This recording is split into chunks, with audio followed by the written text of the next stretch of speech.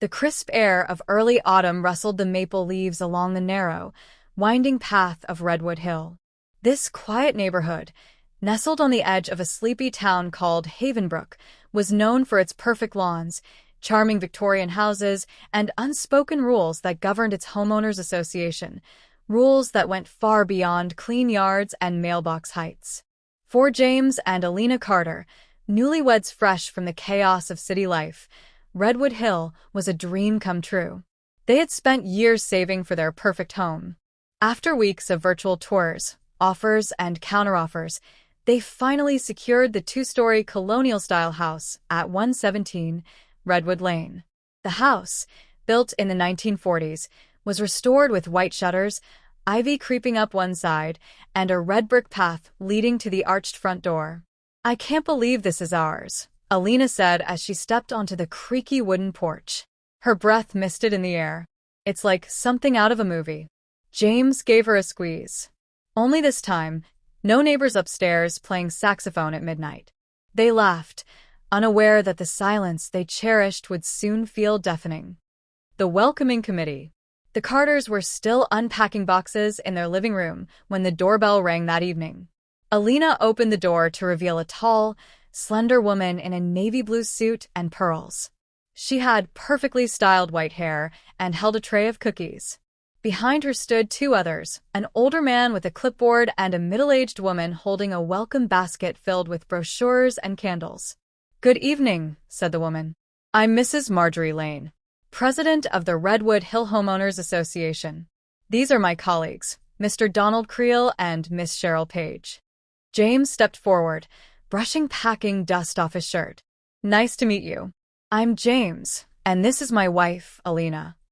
We just wanted to stop by and welcome you to the neighborhood," Marjorie said, handing over the tray. "We take pride in keeping Redwood Hill peaceful and orderly." Cheryl smiled, almost too wide. "The rules keep everyone safe and happy." "Rules?" Alina asked, glancing at the basket. Donald handed her a thin blue book. "Your HOA handbook. We do hope you'll go through it by the end of the week. There are a few unique regulations in our community." James chuckled. "You mean no flamingos on the lawn?" None of them laughed. "Let's just say," Marjorie said, her voice cool, "some decorations can invite the wrong kind of attention." The first sign. The next few days were busy. Alina, a freelance illustrator, set up her workspace in the attic. James, a software engineer, set up his home office on the ground floor. They painted, decorated, and even planted a small herb garden in the backyard. But strange things began to happen almost immediately.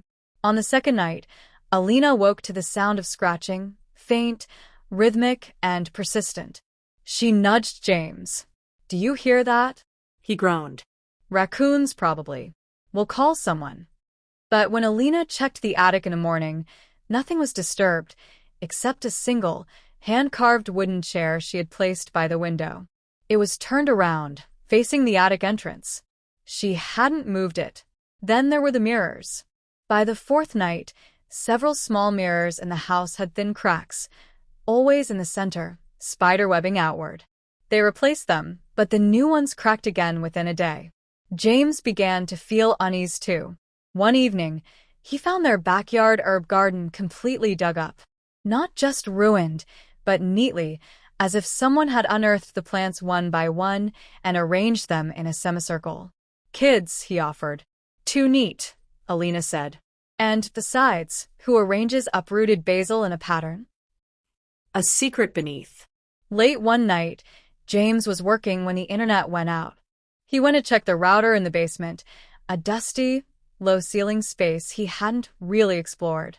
As he reached the bottom of the stairs, his flashlight flickered. The basement was silent, except for the distant sound of dripping water. But there was no pipe leaking. Then he noticed something odd. One of the walls wasn't like the others. 3 were stone, but the fourth was covered in faded wallpaper. Curious, James pulled at the edge. Beneath it was a wooden door. He called Alina, and together they managed to pry it open. The door groaned and released a cloud of cold, musty air. It led to a small hidden room. Inside, The walls were lined with shelves of old books, jars of strange herbs, and faded photographs. In the center of the room was a circle drawn in chalk with cryptic symbols. "What is this?"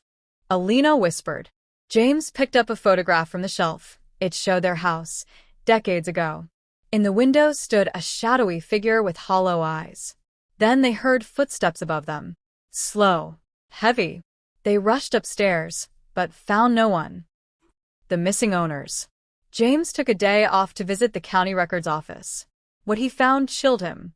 The house at 117 Redwood Lane had changed owners 6 times in the past 20 years.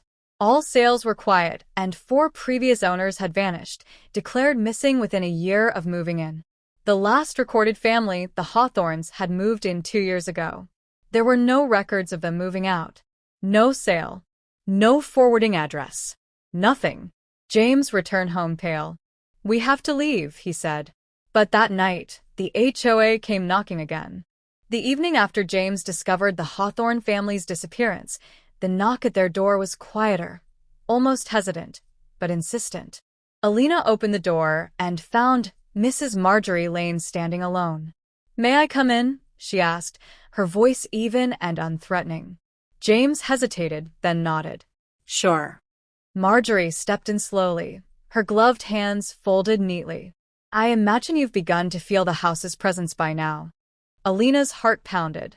"You mean the attic noises? The hidden room? The symbols?" Marjorie sighed, setting down a small envelope on the coffee table. "We tried to warn the previous families. Some ignored us. Others left too late. The house isn't haunted in the traditional sense. It listens. It chooses." James frowned. "Chooses? It awakens for those it senses. And now, it's chosen you." The HOA's true role. Inside the envelope was a journal. Aged, its pages brittle. It belonged to Richard Lowell, the original architect of the home. He wasn't just a builder, he was a spiritualist. He designed the house based on an ancient grid of energy lines, attempting to create a spiritual funnel, a house that acted as a bridge between the physical and spiritual realms. The house was meant to be a sanctuary, Marjorie explained. But something came through. Something hungry. Alina read aloud from a passage. "The veil grows thinner with every resident. I see them now in mirrors. I hear them whisper from beneath the floorboards. They want me to open the door again." "The HOA isn't just a homeowners association," Marjorie continued. "It's a guardianship. We keep the house quiet. We monitor who moves in. We discourage visitors. And when needed, we act." James's fists clenched. "Act how?" "By letting people vanish. We preserve the neighborhood, contain the presence, and we offered you help, but you dug too deep." She turned to leave, but paused. "If you want to live, don't sleep tonight. Burn the chalk circle in the basement. And under no condition should you break the mirror in the attic." Night of the tethering. Alina and James stayed awake as advised. At midnight, the house moaned. Not creaked, moaned.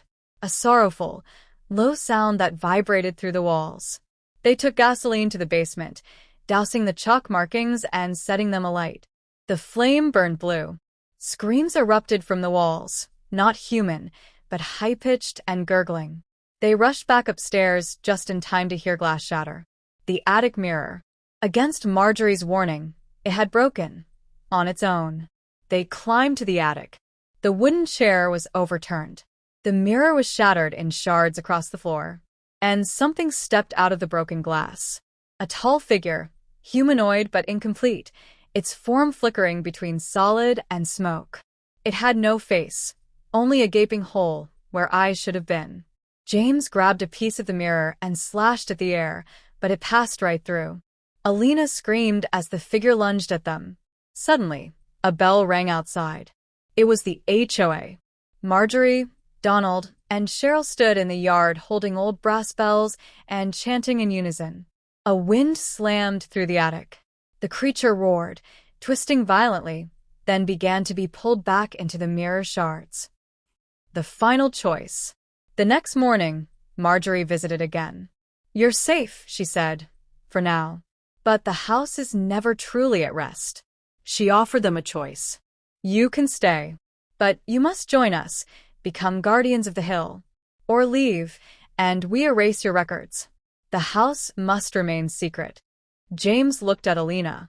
Her eyes were tired, but resolute. We'll stay, she said. We know too much to walk away. 6 months later, the neighborhood returned to its peaceful rhythms. James and Alina attended HOA meetings in the basement of the town hall, meetings that weren't about lawn violations but sigils, exorcisms, and containment strategies. They watched as new families moved in, always carefully selected. And each time the wind picked up or the basement grew cold, they stood guard, waiting, watching. Redwood Hill looked beautiful on the outside. But inside, behind every curtain, beneath every floorboard, something ancient stirred. And now it was their job to keep it there.